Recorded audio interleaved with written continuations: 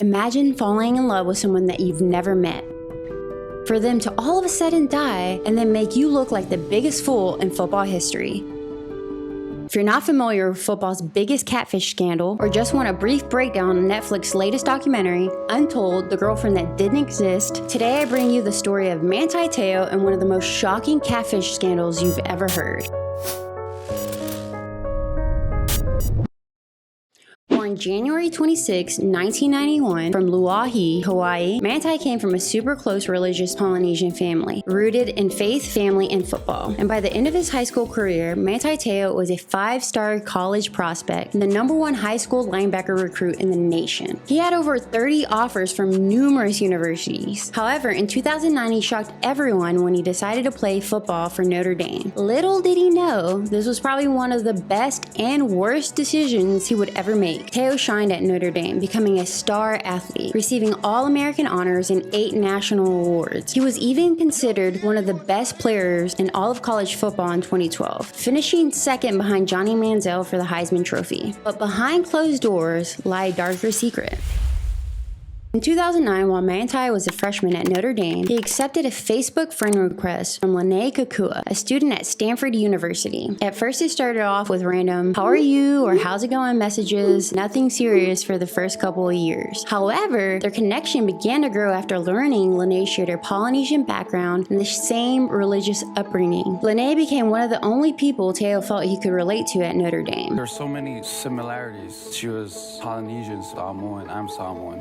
She loved her faith. He struggled with being homesick in the Midwest. He came from Hawaii, where he had a very strong Church of Jesus Christ community, to Indiana, attending one of the most major Catholic institutions in the world. As their friendship was developing, Manti started to check around with a few references to see if anyone knew of her. One of those references was his cousin Shiloh. Now, Shiloh confirmed that he had exchanged random text messages and calls with Lene in the past, and he knew her. After speaking with a few other people, he felt comfortable continuing their friendship. And in 2012, they became official even though they never met in person and they only communicated by text messages or phone calls. Teo says some of these red flags arose when they had arranged to meet several times in Hawaii, but their plans always failed. He revealed that on some occasions, he bought plane tickets and they would have to be canceled last minute. When they tried to talk through video messages, her screen wouldn't work, there was bad connections. Lene would always create excuses, changing their plans constantly. He says he never asked her to prove anything because he wasn't that type of guy. He was too trusting. The signs were there. He either was blinded by love or ignored them. I mean, everyone is thinking it too. Really?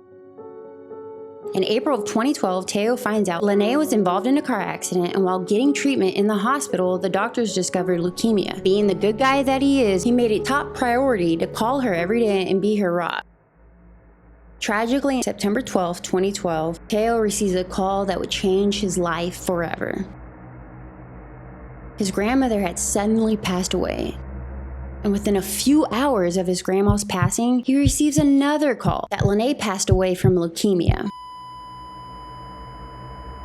Going forward, on September 15, 2012, it was the Notre Dame versus Michigan State game. They went on to defeat Michigan State 20-3. Teo played one of his best games. In an interview after the game, he announced the death of his grandma and his girlfriend on the same day. He said his girlfriend had previously told him that if she died, he should keep playing in her memory. People were captivated by his story of love and loss. I mean, Teo was on the cover of Sports Illustrated and the subject of all college game day headlines. He was such an inspiration to so many. Through all of his tragedy, he played so well that year, he became a finalist for the Heisman Trophy. But 2 days before his Heisman ceremony in 2012, Teo is on the phone with Lene's sister, and in the middle of the conversation, she stops and says, "It's me. It's me, Lene." He was so confused, he instantly hung up. She calls again, and he couldn't believe it. And she goes on and explains it's really her and that she had to go into hiding for something dangerous. He didn't believe one bit of it. That's when he proceeded to ask her, "If it's really you, you have to send me a photo of you holding a sign, the initials MSMK, the date," and her doing sort of sign language in the other hand. And lo and behold,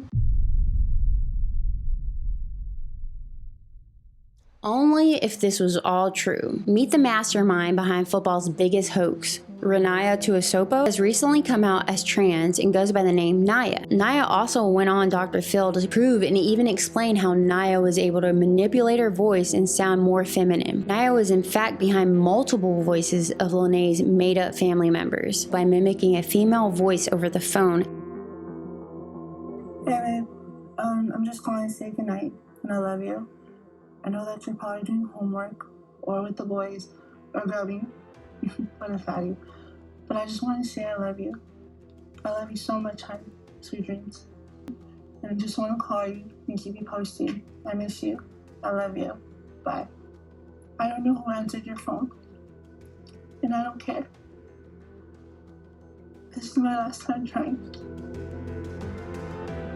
And using stolen photos of a high school classmate and acquaintance on Facebook by the name of Diane O'Mara. He went to my high school, he graduated a year after me, and then since then I hadn't heard from him since he contacted me in December and involved me.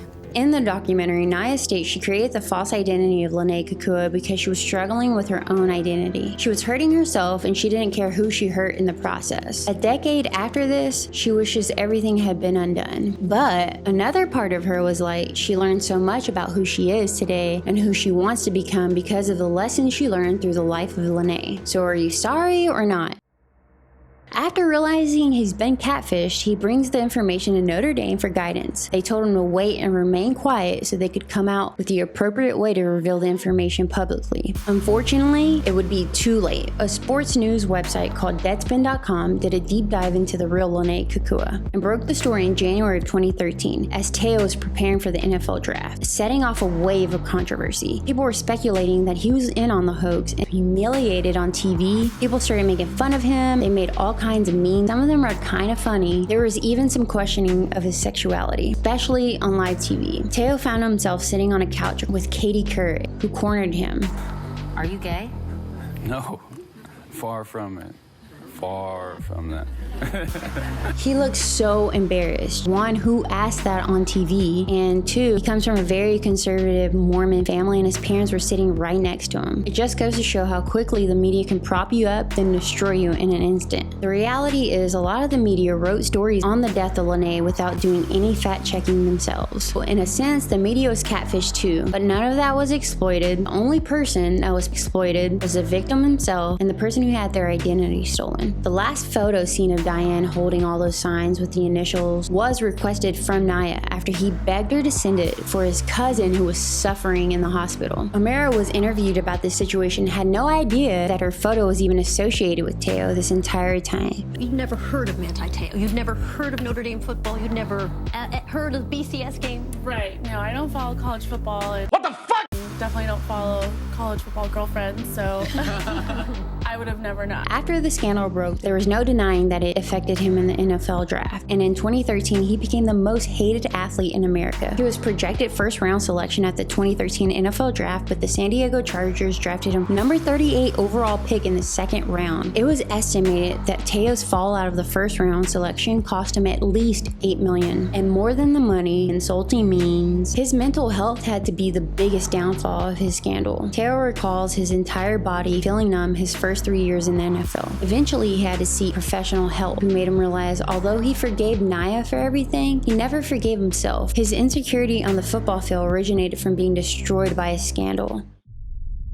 So how is Manti doing now? He went on to play for the Chargers for 3 years and signed with the New Orleans Saints in 2017. In 2020, he joined the Chicago Bears. He's currently a free agent. However, Teo has established a career in real estate and one of the founders of Ohana Homes and Investing. Nowadays, Teo has a wife, and for those of you wondering, yes, she does exist. In August 2020, he married Instagram fitness personality Jovi Nicole. They've been together since 2016. They share a daughter, and they're expecting their second child. But no matter how you look at this is truly a sad story about how an innocent man had his life played with in an awful way. I want to know your thoughts on this story. Do you think the media was complicit in the destruction of Teo's career? And if so, do they owe him an apology? Do you think this was all a publicity stunt or a real catfish? For the full story, be sure to check out Untold, the girlfriend that didn't exist on Netflix. Until next time, I'm Justine.